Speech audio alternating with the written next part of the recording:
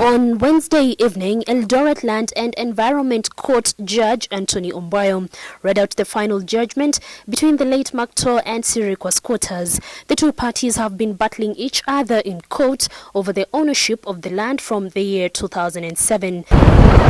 This vast piece of land covers 25,000 acres and lies between two major highways, the Eldoret-Nakuru Highway and Eldoret-Kisumu Highway. The land is fertile, and its proximity to Eldoret town and the highways has led to a valuation report amounting to billions of shillings.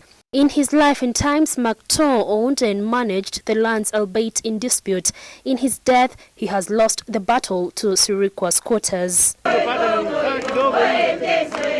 When the two parties took to the courts, they both agreed that the land in question initially belonged to the state. Later, the two parties told the court that the land in question was leased to East Africa Tanning and Extraction Limited and later leased to Londro Agriculture East African Limited. It is at that point that the two parties differ.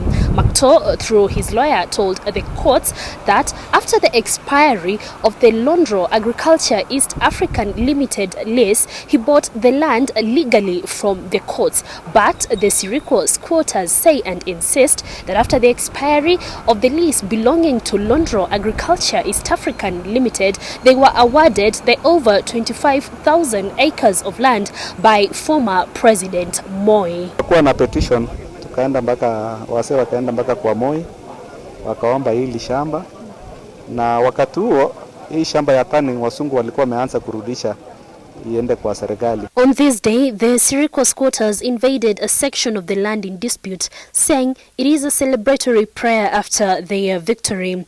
Most of them are sons and daughters of the first Sirikwa squatters who have since passed on. The meeting did not last though. The police were here to order the squatters out. Wakati koti inatoa uamuzi, lazima tungoje ule utaratibu wa koti. Sawa sawa? Utaratibu wa koti mpaka mwisho koti itatoa mwelekeo wake. Lakini sasa nyinyi mlisikia ule uamuzi wa jana, leo hii mmekuja kuvamia mashamba. The court, however, ordered the squatters to spare the land on which the late Makto's home stands, which covers about 27 acres in diameter. The court also ordered government to process title deeds for the squatters with immediate effect.